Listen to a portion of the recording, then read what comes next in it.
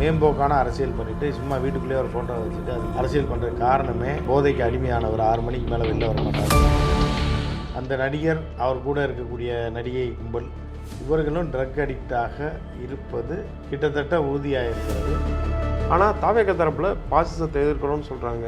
ஆனால் முருகன் மாநாடு மாதிரியில் நடந்திருக்கு. விஜய் எப்படி ஜெயிலில் வைக்கணுன்ற மாதிரியே கேள்வி கேட்குது. மூத்த அமைச்சர்களை கலந்துக்கிட்டாங்க.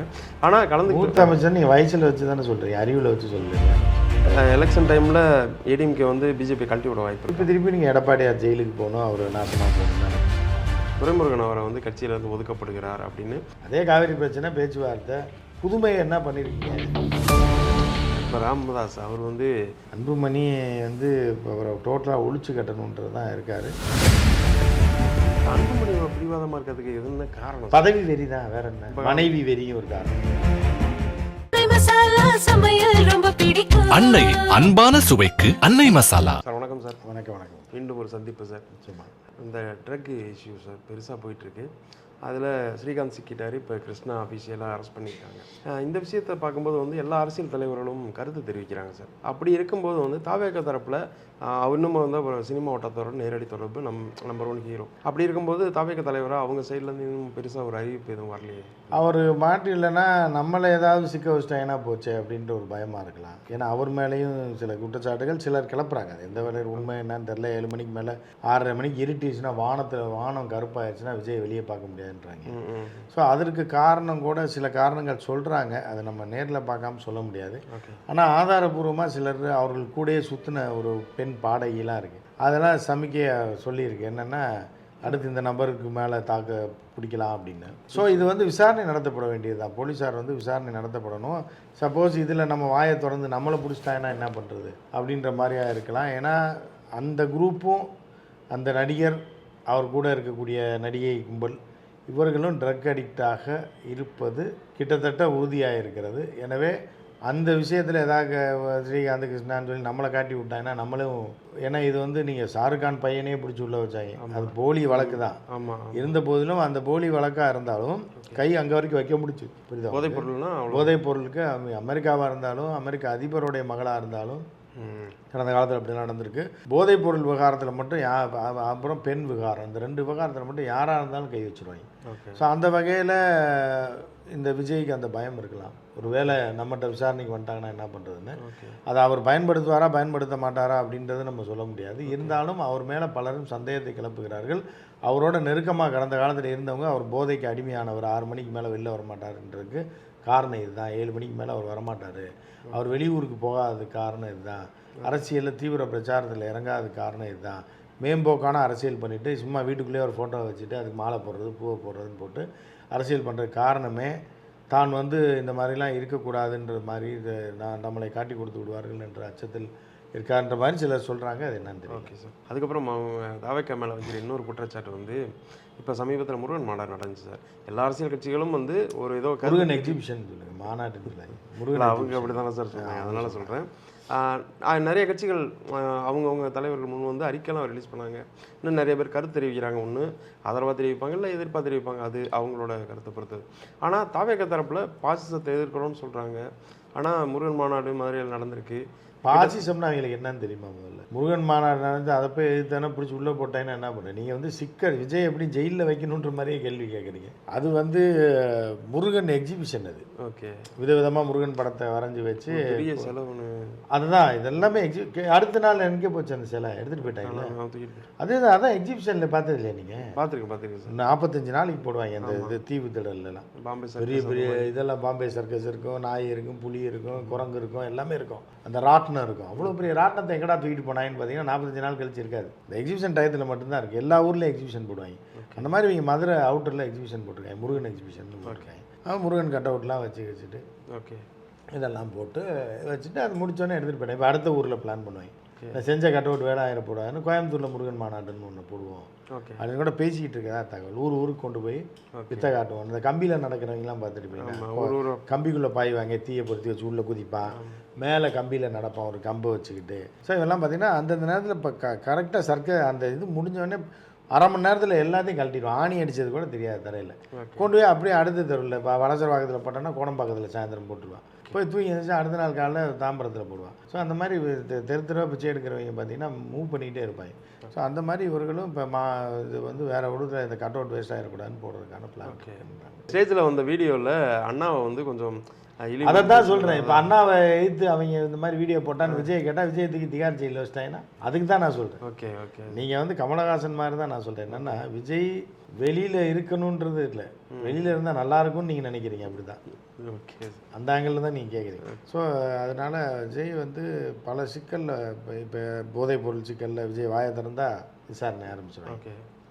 விஜய் வீட்டில் ரைடு பண்ணால் என்ன ஆகும்? பெரிய ஏன்னா இந்த மாதிரி தகவல் நிறையா நாள் பரவிக்கிட்டு இருக்கு. அவங்க வீட்டில் ரைடு பண்ண போகிறோம். ஏன்னா நடிகர்கள் பூரா சிக்கி இருக்கான். அப்படி இருக்கும்போது விஜய் வீட்லேயோ திரிஷா வீட்லேயோ சப்போஸ் அதாவது உண்மையாக இருக்கான்னு நம்ம சொல்ல வரல, ஒரு ரைடு போகிறாங்கன்னு வைங்க. என்ன இப்போ இந்நேரம் எடுத்து ஒழிச்சு வச்சுருப்பாங்க, அது வேறு விஷயம். யாராக இருந்தாலும் சரி இல்லைனாலும் சரி. ஸோ சொல்கிறேன், அதெல்லாம் நெருக்கடி தானே. ஆமாம். இதுக்கு இடையில பிஜேபி போய் மாநாடை பற்றி ஏதாவது பேசி அவங்க ஜிகார் ஜெயிலில் வச்சுட்டாங்க என்ன பண்ணுறது? Okay okay.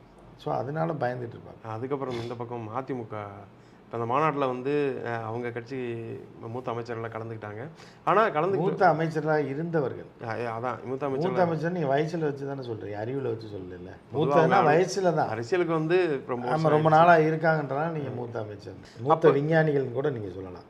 முன்னால் தானே அதுலேயும் ஒருத்தர் இருந்தார் சார். நிறைய பேர் அந்த கலந்துக்கிட்டப்ப பெருசாக அது ரியாக்ட் பண்ணலாம். ஆனால் அந்த வீடியோ வந்து அதை பற்றி பேச ஆரம்பிக்கும் போது வந்து எதிர்த்து, ஏன்னா நீங்கள் பண்ண தப்பு அப்படின்னு பிஜேபி இல்லை மிரட்டி கூட்டு போகும்போது அவங்க என்ன பண்ண முடியும்? ஒரு அமைச்சர்லாம் கத்தியை காமிச்சு கூப்பிட்ருக்கேன், நைட்டு முதல் நாள் நைட்டு வந்துருக்கேன், வரலைன்னா அப்படியே தொண்டையில் இறக்கியிருப்போன்ருக்கேன். ஓகே சரிப்பா வந்துடுறாக்கா. இப்போ ராத்திரியில் வந்து கத்தியோட வரையா உள்ளே வரையா இல்லைன்னா ஜெயிலுக்கு போறியான்ட்டுருக்கேன். அடுத்த நாள் 5 பேர் ஆஜர் போயிருக்காங்க, எல்லாம் முடிச்சுட்டு வந்திருக்காங்க. அண்ணாவை பற்றி பேசினான்னா இதை பற்றி பேசினான்னா அப்படின்ட்டு அவங்களுக்கு புரிஞ்சா தானே முதல்ல என்ன அங்கே நடக்குதுன்னு புரிஞ்சா தானே நீங்கள் ரியாக்ட் பண்ணுவீங்க. இல்லை நீங்கள் ரியாக்ட் பண்ணுற அளவுக்கு அவ்வளோ பெரிய அப்பாட்டாக்குறான்னா அதுவும் கிடையாது. ஏன்னா எடப்பாடியாரே வீட்டில் 5 ரூம் இருக்கா, 5 ரூமில் எந்த ரூமில் இருக்காருன்னு தெரியாது, தலைமறைவாக இருக்காருன்றாங்க. வீட்டுக்குள்ளேயே தலைமறைவுன்றாங்க. மத்தியானம் சாப்பாடு போட்டு வச்சு தேடுறாங்களா, ஹாலில் ஆளையே காணாமல்.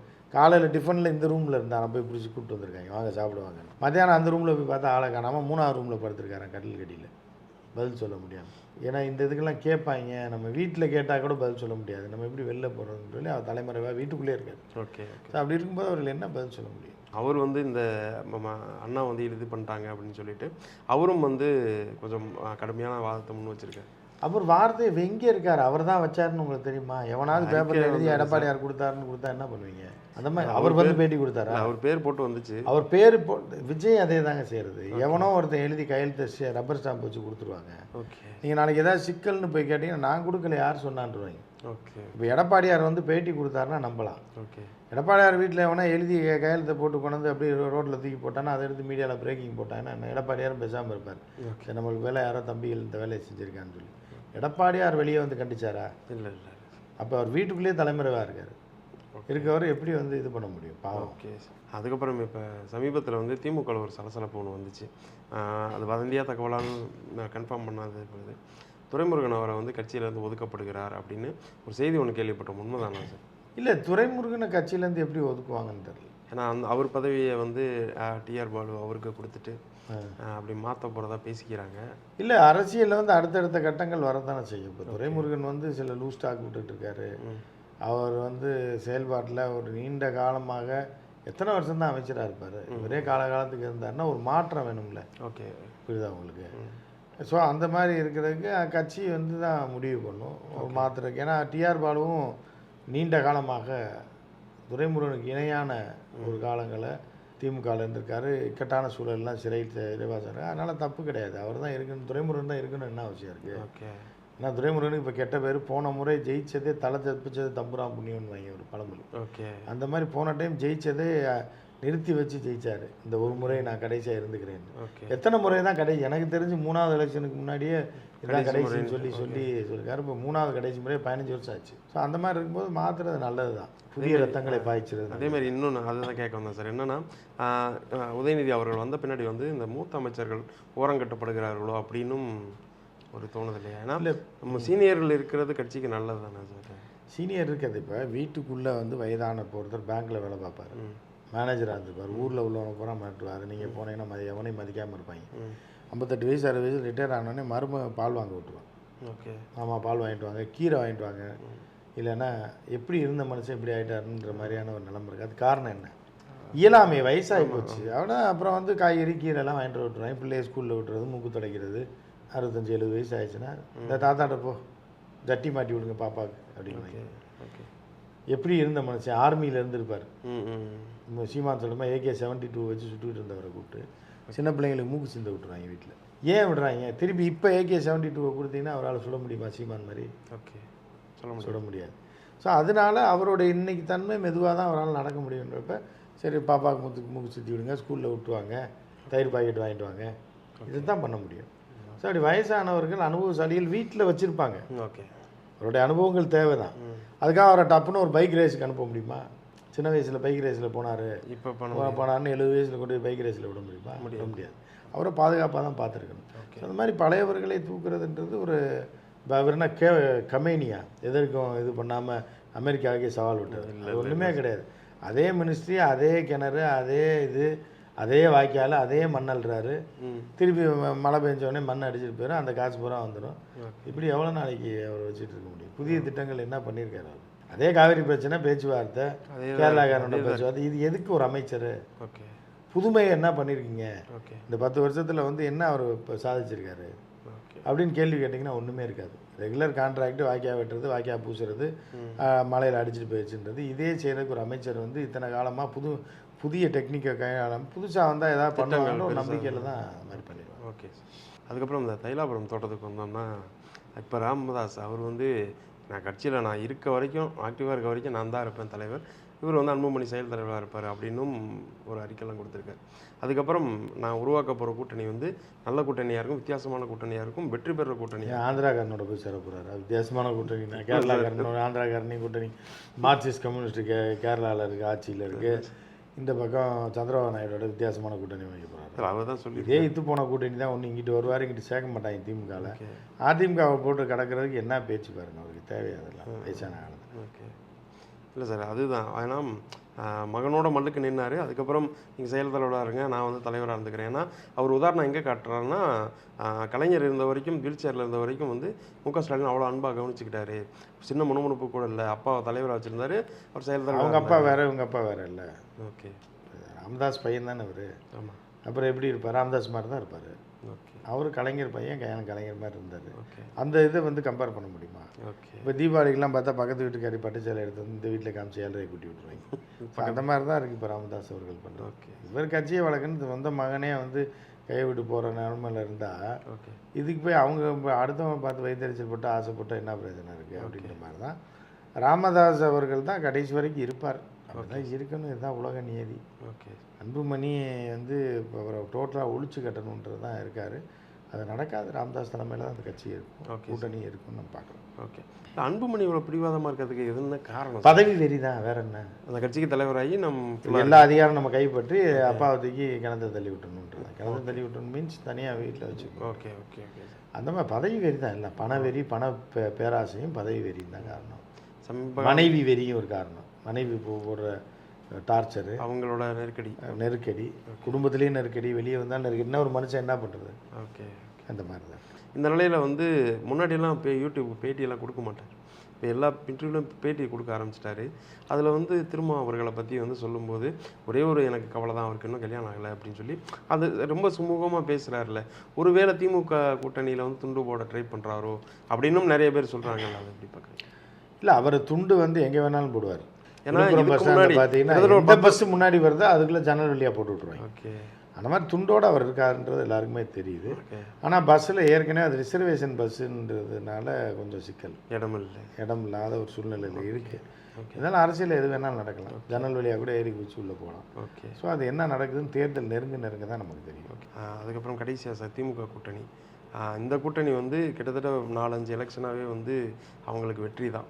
2026 நிறைய பேர் இப்போ சொல்லக்கூடியது என்னென்னா, ஏடிஎம்கேவும் பிஜேபியும் ஜாயின் பண்ணனாலையும் நம்ம திமுகவுக்கு வந்து வெற்றி வாய்ப்பு பிரகாசமாக இருக்குது அப்படின்னு கேட்க முடியுதில்ல. இதை எப்படி பார்க்குறீங்க? இல்லை, இது இப்போதைக்கு இப்படி தான் இருக்குது திமுக. ஒருவேளை எலெக்ஷன் டைமில் ஏடிஎம்கே வந்து பிஜேபி கழட்டி விட வாய்ப்பு இருக்கா? இல்லை, கழட்டி விட வாய்ப்பாக இருக்கான்னு திருப்பி நீங்கள் எடப்பாடியார் ஜெயிலுக்கு போகணும், அவர் நாசமாக போகணும் தான் நினைக்கிறீங்களான்னு எனக்கு தெரியல. இல்லை, ஏன்னா போன அவர் நல்லா இருக்கணும்னு நான் நினைக்கிறேன். ஓகே, நல்லா இருக்கணும், அவர் வெளியில் இருக்கணும், அவர் ஜெயிக்கிறாரோ தோக்குறாரோ, அவர் சீட்டு வருதோ வரலையோ, அவர் வந்து நிம்மதியாக தன் வீட்டில் வெளியில் இருக்கணும்னு நான் ஆசைப்பட்றேன். ஓகே. அதனால அவர் பிஜேபியில் இருக்கிறது தான் அவர் உயிருக்கும் உத்தரவாதம், ஓகே. இதுக்கு உத்தரவாதம். சீட்டை நம்பி மாறி போனார்னா திகார் ஜெயிலா இல்லை வேறு ஏதாவது ஜெயிலா, ஆந்திரா ஜெயிலில் கூட கொண்டு போய் வச்சுருவாங்க. ஓகே. ஏன்னா பிஜேபி தான் அங்கேயே ஆட்சி நடக்குது. பவன் கல்யாண்கிட்ட சொல்லி பிடிச்சி போடுப்பாவே துணை முதலமைச்சர் முருகனை மாநாட்டுக்கே அவர் வரல ஓகே. அப்படின்னா பிடிச்சி உள்ளே போட்டுருவாங்க ஆந்திரா கவர்மெண்ட்டில். ஓகே. எது வேணாலும் செய்வாங்க. அப்படி. ஸோ அதனால் நான் என்ன நினைக்கிறேன்னா எடப்பாடியார் ஜெயிக்கிறார். 2021 வந்து ஒன்றா நின்னாங்க, 2024 ட்விஸ்ட் பண்ணிட்டு தனியாக வந்து நின்று வந்தார். ஆனால் வந்து அவர் நல்லபடியாக வாழணும்ல மீதி காலத்துக்கு. இப்போ தான் வயசு கம்மி, 60-70 வயசு தான் ஆகுது. அப்போ எடப்பாடியார் வந்து நான் நிம்மதியாக இருக்கணும்னு நினைக்கிறேன். ஓகே. அவர் வெற்றி பெற்று முதலமைச்சராக இருக்கிற விட அவர் உயிரோட தமிழ்நாட்டில் நிம்மதியாக இருக்கணும் அப்படின்னா பிஜேபி விட்டு வளைகிடக்கூடாது. ஓகே. இல்லைன்னா திகார் ஜெயிலு, அந்த ஜெயிலு, ஆந்திரா ஜெயிலு, ஓங்கோல் ஜெயிலுன்னு கொண்டு எங்கேயா வச்சிட்டாங்கன்னு வைங்க. ஓகே. இதுதான் எனக்கு பதட்டமாக இருக்குது. ஓகே. ஸோ அதனால தான் நீங்கள் கேட்கும்போது எனக்கு உங்களுக்கு எடப்பாடியாரை பிடிக்காதோ, ஓகே. அவர் ஜெயிலுக்கு போகிற மாதிரியே கேள்வி கேட்குறீங்களே அப்படின்ற மாதிரி எனக்கு தோணுச்சு. Okay. Okay sir. Okay sir, இவ்வளோ நேரம் கேள்விகளுக்கு பதில் சொன்னது ரொம்ப நன்றி. வணக்கம். அன்னை அன்பான சுவைக்கு அன்னை மசாலா.